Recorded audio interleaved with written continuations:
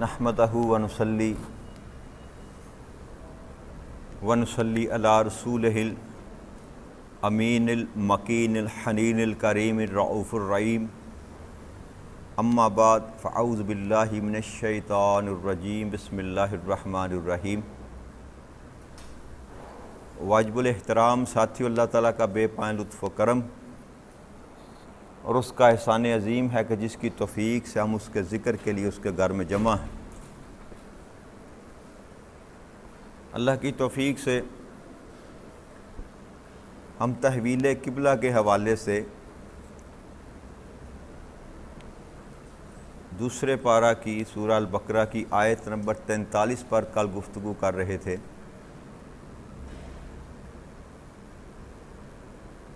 اس میں اللہ کریم نے یہ ارشاد فرمایا تھا کہ ما جعلنا قبلۃ التی کنت علیہا الا لنعلم من یتبع الرسول ممن ینقلب علی عاقبیہ۔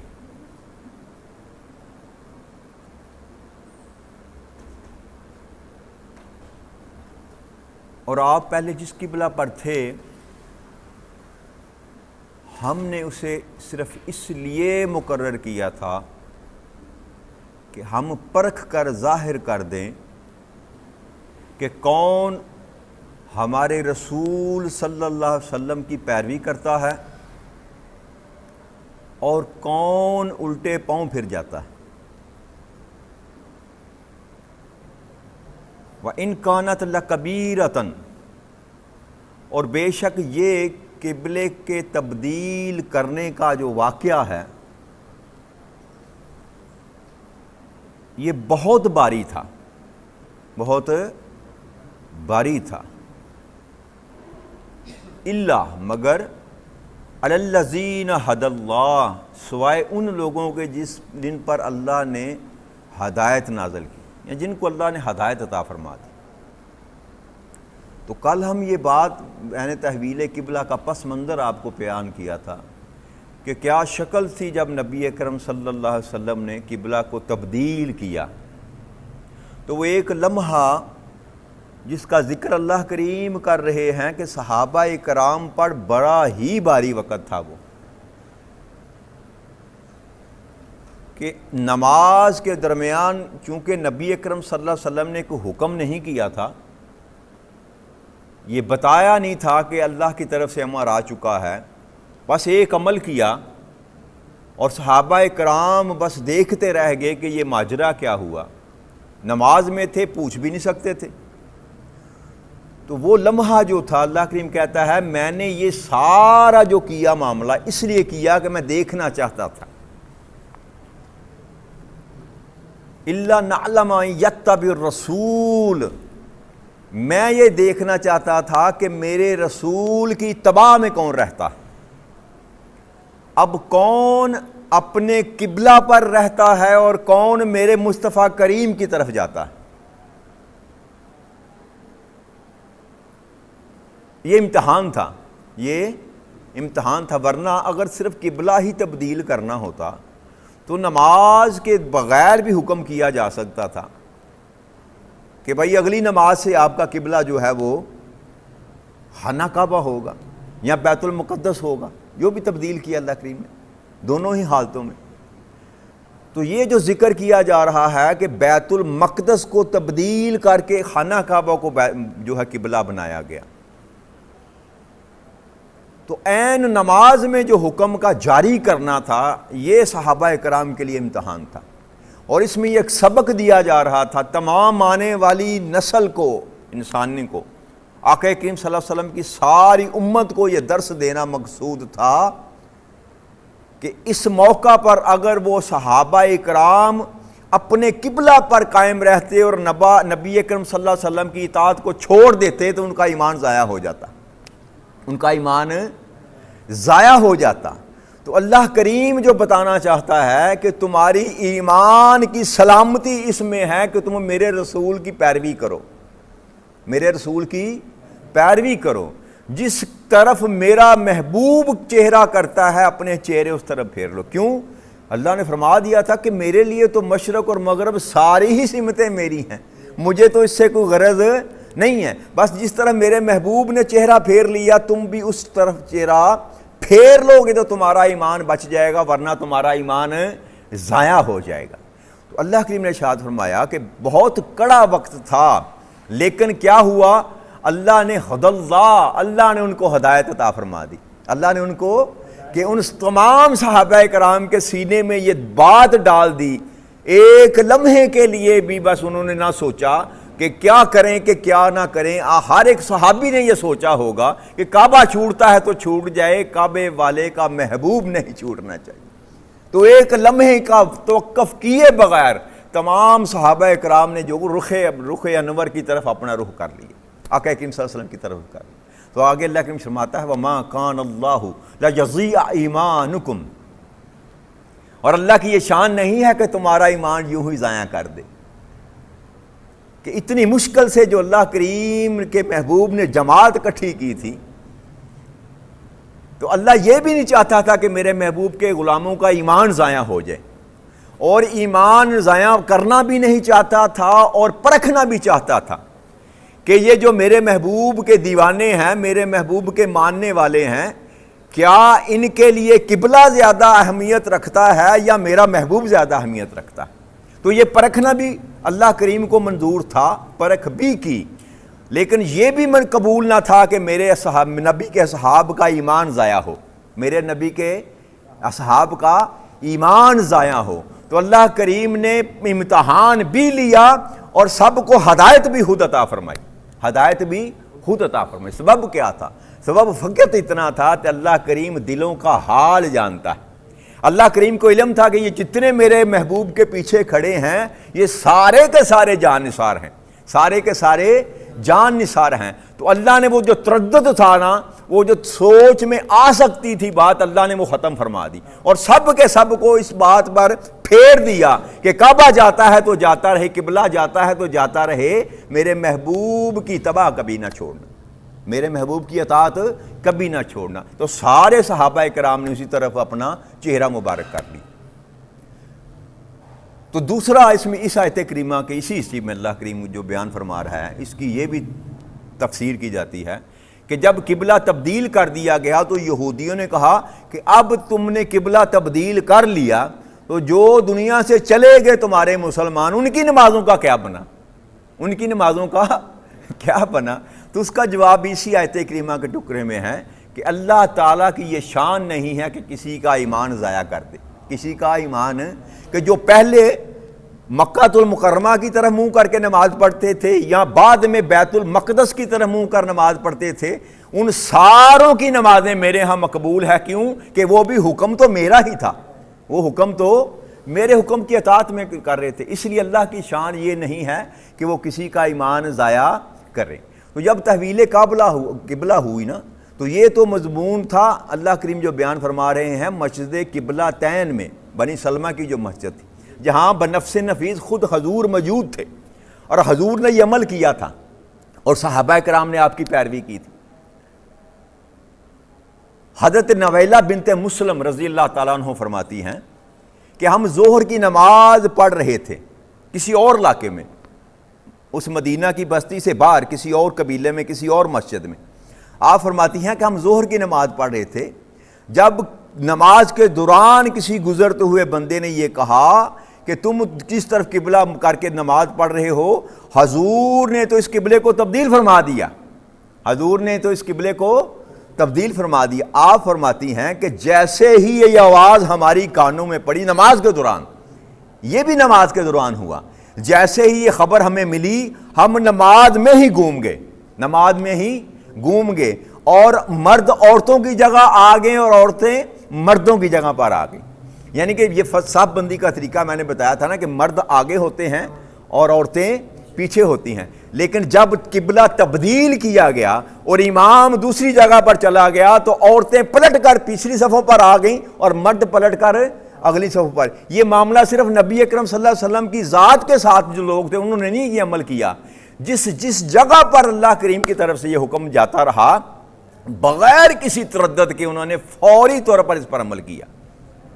اور اس سے یہ بھی اس بات ثابت ہوئی، اور مسجد قباء میں یہ بھی ایک حدیث آتا ہے، بخاری مسلم یہ حدیث مبارک ہے، عبداللہ بن عمر رضی اللہ تعالیٰ فرماتے ہیں کہ مسجد قباء میں صبح کی نماز یعنی کہ فجر کی ہم نماز ادا کر، دوسرے دن کی بات، وہاں دوسرے دن یہ پیغام پہنچا کہ اچانک کسی آنے والے نے کہا کہ رسول اکرم صلی اللہ علیہ وسلم نے رات کو حکم قرآنی نازل ہوا اور کعبہ کی طرف متوجہ ہو گئے، آپ نے اپنی جہت کعبے کی طرف کر لی، چنانچہ ہم لوگ بھی شام کی طرف سے منہ ہٹا کر کعبہ کی طرف متوجہ ہو گئے۔ ہم نے بھی پوچھنا کسی سے جا کر تصدیق کرنے والی بات بس سنا کہ رسول اکرم صلی اللہ علیہ وسلم نے یہ کام کیا ہے یا آپ نے یہ فرمایا ہے، تو آپ فرماتے ہیں کہ ہم نے بھی فوری طور پر شام کی طرف یعنی کہ بیت المقدس کی طرف سے منہ ہٹا کر اپنا چہرہ بیت اللہ کی طرف کر لیا، کعبہ کی طرف کر لیا۔ تو اس سے معلوم یہ ہوا کہ حکم اسی وقت جو ہے شریعت کا لاگو ہو جاتا ہے جیسے ہی انسان کو علم ہو۔ جب تک انسان لا علم رہے، کوئی گناہ کبیرہ بھی کرتا رہے تو وہ گناہ کا مرتکب نہیں ہوتا۔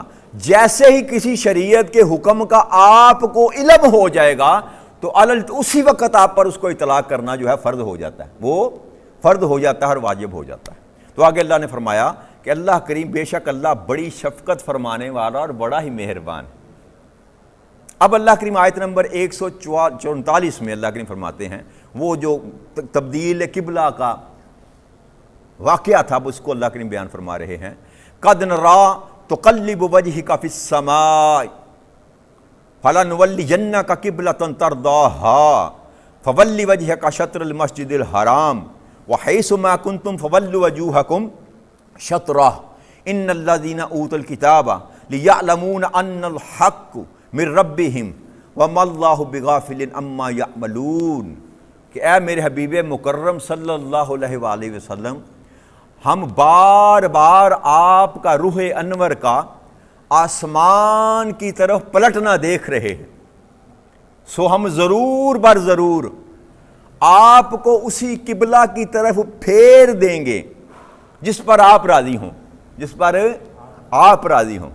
پس آپ ایسا کیجئے، اپنا رخ انور ابھی مسجد حرام کی طرف پھیر لیجئے، اور اے مسلمانوں تم جہاں کہیں بھی ہو پس اپنے چہرے اسی کی طرف پھیر لو، یعنی کہ بیت اللہ کی طرف آپ پھیر لو۔ اب حکم آ گیا، تم جہاں بھی موجود ہو نا، اب جس کو یہ حکم مل رہا ہے وہ فوراً اپنا رخ جو ہے بیت المقدس کو چھوڑ کر حرم کعبہ کی طرف اپنا منہ پھیر لے۔ اور اللہ کریم فرماتے ہیں وہ جو لوگ جنہیں میں نے کتاب دی گئی ہے ضرور جانتے ہیں کہ یہ تحویل قبلہ کا حکم جو ہے انہی کے رب کی طرف سے ہے، اور اللہ ان کاموں سے بے خبر نہیں جو وہ انجام دے رہے ہیں۔ اب اللہ کریم نے یہ جو مضمون باندھانا یاد رکھیے گا، حکم ہے فولی وجہک شطر المسجد الحرام، پس آپ ایسا کیجئے کہ اپنا منہ جو ہے اس کو مسجد حرام کی طرف پھیر لیجئے۔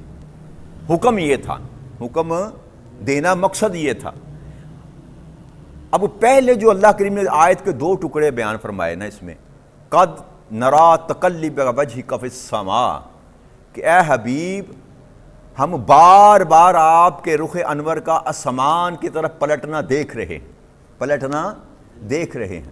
میں نے کل آپ سے ایک عرض کی تھی کہ بعض دنوں میں یہ خیال آتا ہے کہ یہ عشق اور محبت رسول جو ہے نا اس کی ایمان میں کوئی گنجائش، اتنا کوئی ضروری کام نہیں ہے، بس اعمال پر دار و مدار ہونا چاہیے، اعمال پر دار و مدار ہونا چاہیے، عمل بس کرنے چاہیے۔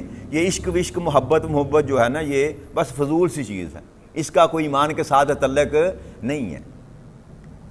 اب اللہ کریم کا جو انداز بیان ہے نا یہ ہے، حکم دینا مقصود یہ تھا کہ اپنا چہرہ پھیر لیں، حکم تو یہی تھا نا۔ یہ آیت کے دو ٹکڑے جو اللہ کریم نے پہلے بیان فرمائے، کیا میرے محبوب ہم بار بار آپ کا چہرہ آسمان کی طرف پلٹتا ہوا دیکھ رہے ہیں، اس میں حکم نہیں ہے چہرہ پھیرنے کا، اس میں بھی حکم نہیں ہے۔ آگے فرمایا فَلَنُوَلِّيَنَّكَ قِبْلَةً تَرْضَاهَا، ہم ضرور بر ضرور آپ کو اب قبلہ وہ بنا دیں گے جس پر آپ راضی ہو جائیں گے، اس کی طرف پھیر دیں گے، اس میں بھی حکم نہیں ہے۔ حکم آ کے تیسرے ٹکڑے میں اللہ کریم نے فرمایا کہ اب آپ ایسا کریں کہ اپنا چہرہ انور جو ہے وہ پھیر لیں۔ تو یہ دو جو اللہ کریم نے پہلے باتیں کی، اس کی ضرورت کیا تھی؟ اس کی ضرورت کیا تھی؟ اللہ کریم نے ضرورت محسوس کی تو یہ بات کی نا. یہ سارا جو اوپر جو بیان کیا نا اللہ کریم نے کہ تیرا چہرہ اپنے محبوب بار بار سامان کی طرف پلٹنا دیکھ رہے ہیں، یہ محبت کے سوا اور کچھ اس میں موجود نہ تھا. اللہ کریم اپنے محبوب کے چہرے کی طرف دیکھ رہا تھا. آقا کریم صلی اللہ علیہ وسلم کے دل میں چاہت تھی کہ اللہ کریم کاش میرا کعبہ اپنے گھر کو بنا دے، میرا قبلہ اپنے گھر کو بنا دے. اور آپ نماز کے دوران پلٹ کر آسمان کی طرف بار بار دیکھ رہے تھے، بار بار دیکھ رہے تھے. اور اللہ کریم نبی اکرم صلی اللہ علیہ وسلم سے کہہ رہا ہے کہ محبوب میں تیرے چہرے کو پلٹتا ہوا دیکھ رہا تھا، میں دیکھ رہا تھا. تو یہ مضمون بیان کرنا، قرآن کا حصہ بنانا محض محبت کے سوا اور کوئی عنصر اس میں پایا نہیں ہے. دوسری بات اللہ نے فرمائی، یہ بھی بتایا قیامت تک کے لیے آنے والے لوگوں کو عقیدہ سمجھا دیا، فَلَنُوَلِّيَنَّكَ قِبْلَةً تَرْضَاهَا، کہ قبلہ کی تبدیلی جو ہے اس سے مجھے کوئی غرض غایت مجھے نہیں تھی. کیوں کہ میرے لیے تو قبلہ کو مانی، میں تو ہر طرح موجود ہوں، جس طرح بھی تم چہرہ کرو گے مجھے ہی پالے گا. جی تو یہ قبلہ کی تبدیلی جو ہے یہ میں نے کیوں کی؟ یہ میں نے فَلَنُوَلِّيَنَّكَ قِبْلَةً تَرْضَاهَا، یہ ترضاہا جو ہے نا یہ کہہ رہا ہے کہ محبوب جس پر آپ راضی ہوں میں اس کو قبلہ بناؤں گا. تو قبلہ حرم کعبہ کو اللہ نے اپنے امر سے نہیں بنایا، حکم اللہ نے دیا، اللہ کے امر پر ہی بنا. لیکن یہ امر جو اللہ کریم نے نازل کیا یہ اپنے محبوب کی خوشی کے لیے نازل کیا. اللہ فرماتے ہیں کہ یہ جو میں نے قبلے کو تبدیل کیا نا، تم تو سارے لوگ قبلے کی طرف منہ کر کے نماز پڑھتے ہو اس لیے کہ میرا حکم ہے، اس لیے پڑھتے ہو کہ میرا حکم ہے. لیکن میں تم لوگوں کو بتانا چاہتا ہوں کہ یہ حکم میں نے نازل کیوں کیا. یہ میرا قبلہ تبدیل کرنے کا جو امر تھا محض اس کا مقصد یہ تھا کہ میں اپنے محبوب کو راضی کرنا چاہتا تھا. میرا محبوب یہ چاہتا تھا کہ قبلہ جو ہے وہ حرم کعبہ بن جائے، تو میں نے تو یہ ترضاہا اپنے محبوب کی رضا کے لیے قبلے کو تبدیل کیا، اپنے محبوب کی رضا کے لیے تبدیل کیا. وہ فاضل بریلوی فرماتے ہیں نا کہ خدا کی رضا چاہتے ہیں دو عالم، خدا کی رضا چاہتے ہیں دو عالم، کہ ہر کوئی اللہ کی رضا چاہتا ہے، ہر عالم اللہ کی رضا چاہتا ہے. اور خدا چاہتا ہے رضائے محمد، کہ ساری کائنات جو ہے وہ اللہ کو راضی کرنا چاہتی ہے. اور اللہ کریم جو ساری کائنات کا مالک ہے وہ اپنے محبوب کو راضی کرنا چاہتا ہے. یہ فرمایا کہ جس طرف آپ راضی ہو جائیں گے. حرم کی شرط اللہ نے نہیں لگائی کہ حرم کی طرف پہلے چیرنا، پہلے اپنے محبوب کی رضا دیکھی، اپنے محبوب کی خوشی دیکھی کہ میرا محبوب کس طرف چہرہ کرنا چاہتا ہے. تو اللہ نے فرمایا کہ جس طرح میرے محبوب تو چاہتا ہے نا اسی کو میں تیرا قبلہ بنا دوں گا. اور پھر دیکھا کہ میرے محبوب کی چاہت یہ ہے کہ میں اپنے گھر کو قبلہ بنا دوں، تو پھر حکم نازل فرمایا کہ آپ ایسا کریں کہ اپنا چہرہ ادھر پھیر لیں، اپنا چہرہ ادھر پھیر لیں. اور جب نے اپنے محبوب کو یہ حکم دیا کہ آپ اپنا چہرہ انور جو ہے یہاں سے پھیر کر حرم کعبہ کی طرف کر دیں، پھر اس کے بعد ساری امت کو یہ کہہ دیا کہ سن لو، اب جو جہاں پر بھی ہے، مشرق سے نکلے، مغرب سے نکلے، شمال سے نکلے، جنوب سے نکلے، جہاں سے بھی نکلے، اب تم کو بھی یہ حکم دیا جاتا ہے کہ اس طرف چہرہ کر لو جس طرف میرے محبوب نے چہرہ کیا، جس طرف میرے محبوب نے چہرہ کیا ہے. تو یاد رکھیے گا یہ اللہ کریم کا جو یہ مضمون باندھنا ہے نا یہ عقیدے کی وضاحت کے لیے ہے، یہ عقیدے کی وضاحت کے لیے ہے. جو معرفت محمد مصطفیٰ کریم صلی اللہ علیہ وسلم ہے نا، یا جو ربط رسالت ہے، اللہ کریم وہ سمجھانا چاہتا ہے لوگوں کو کہ ربط رسالت کے بغیر اور معرفت رسالت کے بغیر ایمان کا کوئی تصور نہیں ہے. یتبع رسول کہہ کر اللہ نے فرمایا کہ میں دیکھنا چاہتا ہوں کہ میرے محبوب کے پیچھے کون جاتا ہے، میرے محبوب کے پیچھے کون جاتا ہے. اگر قبلہ پر قائم رہتے تو ایمان جاتا رہا، اگر قبلہ پر یہاں ہمارا چہرہ اگر قبلہ سے ہٹ جائے تو نماز جاتی رہتی ہے کہ نہیں جاتی رہتی. جیسے ہی آپ چہرہ دائیں یا بائیں کریں گے تو آپ کی نماز ٹوٹ جائے گی، فاسد ہوئے، آپ کو نماز دوبارہ پڑھنی پڑے گی. تو یہاں پر معاملہ کیا ہے، یہاں تو صفیں چھوٹ گئیں، یہاں تو صفیں بھی چھوٹ گئی، چہرے بھی بدل گئے، پھر گئے سارے کوئی، لیکن پھر بھی نماز قائم کی قائم رہی تو ثابت کیا ہوا کہ نبی اکرم صلی اللہ علیہ وسلم کی پیروی میں آپ جو بھی عمل کریں گے وہ کبھی فاسد نہیں ہوگا، اللہ کو مقبول ہوگا۔ اللہ کے ہاں ہر وہ عمل جو آپ آقا کریم صلی اللہ علیہ وسلم کی سنت میں ادا کریں گے اللہ کو وہی مقبول ہے، وہی مقبول ہے۔ تو شرط ایمان کیا ہوا؟ شرط ایمان یہ ہوئی کہ جو چاہتا ہے کہ وہ ایمان والا ہو اور اس کو کامل ایمان ملے اور اس کا ایمان سلامت رہے، تو شرط اللہ کریم نے یہ لگائی کہ جس طرح میرا محبوب کہتا ہے بس اسی طرح چلتے جاؤ تو تمہارا ایمان سلامت بھی رہے گا، تمہارا ایمان قائم بھی رہے گا۔ جیسے اللہ کریم نے فرمایا تھا نا کہ جو چاہتا ہے قل ان کنتم تحبون اللہ، اگر تم چاہتے ہو اللہ سے محبت کرنا، فاتبعونی، میرے محبوب کی پیروی کرو، یحبکم اللہ، اللہ تم سے محبت کرے گا۔ اللہ کہ شرط یہ ہے تم چاہتے ہو کہ اللہ سے محبت کرنا، رستہ میں تم کو بتاتا ہوں، تم مجھے اپنا محبوب بنانا چاہتے ہو، تم میرے محبوب کی پیروی کرو نا، میں تم کو اپنا محبوب بنا لوں گا، میں تم کو اپنا۔ یہ ہے مقام مصطفیٰ، یاد رکھیے گا، یہ ہے معرف مصطفیٰ جو اللہ کریم انسانوں کو بتانا چاہتا ہے کہ یہ جو میرا لاڈلا پیارا سونا محبوب میں نے تمہارے درمیان بھیجا ہے نا، یہی اصل جان ایمان ہے۔ اصل اس کو چھوڑ کر، اس کی اطاعت کو چھوڑ کر کسی اور اطاعت کی تو کیا کہتے ہیں، کسی اطاعت کا وجود ہی موجود نہیں، فقط اطاع اللہ والی بات ہے ہی نہیں ہے۔ من یطیع الرسول فقط اطاع اللہ، اللہ نے بات ختم کر دی۔ جس نے میرے محبوب کی پیروی کی اس نے میری پیروی کر لی، جس نے میرے محبوب کی بات کو مان لیا اس نے میری بات کو مان لیا۔ رب کریم نے تو بات ہی ختم کر دی کہ میری بات اور میرے محبوب کی بات جدا، بات ایک ہے، حکم ایک ہے، رضا ایک ہے، ناراضگی ایک ہے، کیا کہتے ہیں، عداوت ایک ہے، دشمنی ایک ہے، محبت ایک ہے، سارا کچھ ایک ہے، بس ذاتیں دو ہیں، ذاتیں جدا ہیں، باقی سارا کچھ ایک ہے، سارا کچھ ایک ہے۔ تو اللہ کریم نے یہ مضمون باندھ کر یہ بتا دیا، ورنہ یہ اتنا سارا مضمون باندھنے کی ضرورت، فقط کہہ دیتے بس میں نے قبلہ تبدیل کر دیا ہے، آپ حرم کی طرف منہ پھیر لیں۔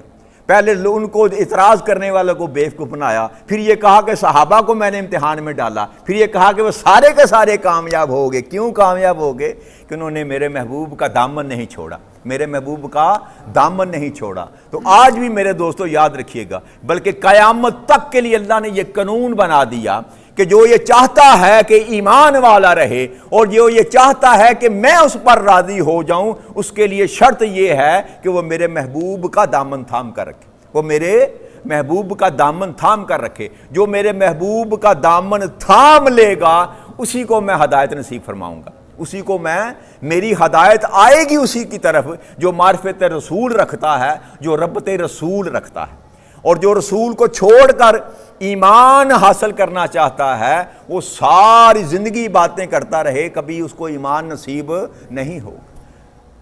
کہ محمد کی غلامی دین حق کی شرط اول ہے۔ علامہ اقبال نے شاید فرمایا تھا کہ محمد صلی اللہ علیہ وسلم کی غلامی دین حق کی شرط اول ہے، اسی میں ہو اگر خامی تو سب کچھ نامکمل ہے۔ تو یہ اللہ کریم بھی یہ بات سمجھا رہے ہیں، اور یہ ایک مقام نہیں ہے، پہلے بھی میں نے کئی مقام، اور قرآن کریم یہ مقام بیان کرتا چلا جائے گا اپنے محبوب کی شان میں۔ اللہ کریم بس یہ چاہتا ہے کہ بس اطاعت کرنی ہے نا تجھ کو، تو میں تو نہ چل سکتا ہوں، یعنی کہ نہ تو میں چلتا ہوں، نہ میں نماز پڑھتا ہوں، نہ میں بولتا ہوں، نہ میں کسی سے معاملہ کرتا ہوں۔ تو پیروی کرنا تو کہتے ہیں نا کسی کے نقش قدم پر چلنا، تو میں تو کوئی فعل کرتا ہی نہیں، خود سے کوئی فعل کرتا ہی نہیں، اور حکم یہ ہے کہ میری پیروی کرو، حکم یہ ہے کہ میری جیسے میں کرتا ہوں ویسے کرو، پیروی اس کو کہتے ہیں۔ تو اللہ کریم کہتا ہے جب میری اطاعت کرو تو رب کریم نہ تو چلتا ہے، نہ تو کسی کے ساتھ لین دین معاملہ کرتا ہے، نہ تو گفتار کسی انسان کے ساتھ کرتا ہے، تو پھر تیری پیروی کیسے کریں؟ تو اللہ نے یہ سارا معاملہ کھول دیا، میں یطیع الرسول فقد اطاع اللہ۔ ارے میری اطاعت یہی ہے کہ میرے محبوب کی اطاعت کرو، میرے محبوب کی اطاعت کرو۔ تو اطاعت رسول میں ہی سارا راز ہے میرے دوستو، اطاعت رسول میں ہی سارا راز ہے۔ جس نے نبی اکرم صلی اللہ علیہ وسلم کو اپنا اسوہ بنا لیا، آپ کی زندگی مبارک کو اپنا اسوہ بنا لیا، وہ سمجھ لے دنیا میں بھی کامیاب ہو گیا اور آخرت میں بھی اس کے لیے ستہ ہی خیراں اس کے لیے۔ لیکن جس نے نبی اکرم صلی اللہ علیہ وسلم کی پیروی کو چھوڑ دیا، آقا کریم صلی اللہ علیہ وسلم کی سنت کو چھوڑ دیا، جو آقا کریم صلی اللہ علیہ وسلم کی ذات سے جس نے اپنے رشتے کو توڑ لیا، یاد رکھے وہ نہ دنیا میں کامیاب ہو سکتا ہے، نہ اس کی آخرت میں بھلائی کبھی ممکن ہو سکتی ہے۔ تو سب سے زیادہ جو ضروری سبق ہے قرآن کا وہ یہی ہے کہ میرے محبوب سے جڑ جاؤ، میرے محبوب سے جڑ جاؤ۔ جو رسول اکرم صلی اللہ علیہ وسلم کے ساتھ جڑ گیا وہ دنیا میں بھی فلاح پا گیا اور آخرت میں بھی فلاح پا گیا۔ اللہ کریم ہمیں اطاعت رسول میں زندگی بسر کرنے کی اللہ کریم ہمیں توفیق عطا فرما دے۔ وما علینا الا البلاغ المبین۔ والسلام علیکم ورحمۃ اللہ وبرکاتہ۔